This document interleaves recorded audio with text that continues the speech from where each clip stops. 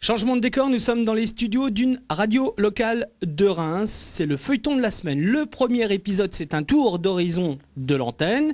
Mais écoutez bien le début du reportage. Il y a des infos très intéressantes, surtout pour les automobilistes.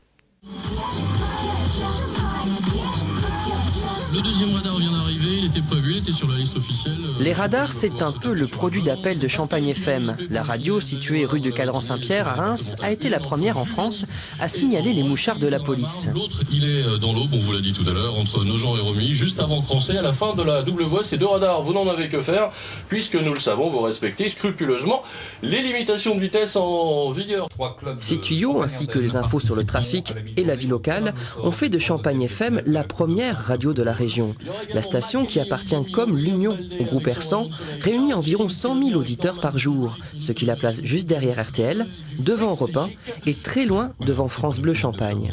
Bonjour Pascal, alors ça te dirait toi d'avoir une Nadine à la maison pour Noël? Tu connais le cri de guerre pour appeler une Nadine? Oui, on fait. Nous sommes passés avant Noël et nous voilà en plein jeu de la Nadine. Nadine est une dinde, et à chaque heure, un auditeur gagnait le droit d'abattre la bête dans sa dindonnerie. Allez!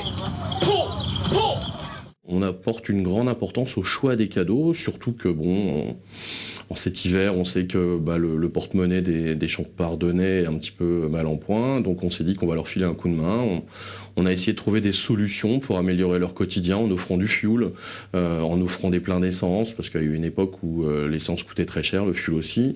Et puis là, à l'approche des fêtes de fin d'année, on s'est dit qu'on allait améliorer le quotidien du sapin pour certaines personnes. Oui, bien sûr. Aux côtés de Laurent Villalt, animateur des matinales et directeur d'antenne, il existe un autre personnage, plus discret, qui modèle le son de cette radio. C'est Éric de Monceau, le programmateur. Ça, c'est la plus grosse demande des auditeurs actuellement.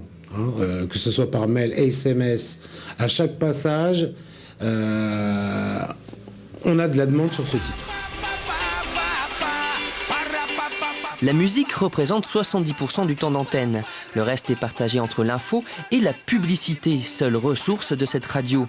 Demain, nous découvrirons deux autres visages de Champagne FM avec Scott et Mounia. C'est la fin de cette édition. Merci de nous avoir suivis. On se quitte avec la météo, l'agenda, le dessin du jour. Rendez-vous demain à 18h38. Excellente soirée sur France 3. Bonsoir.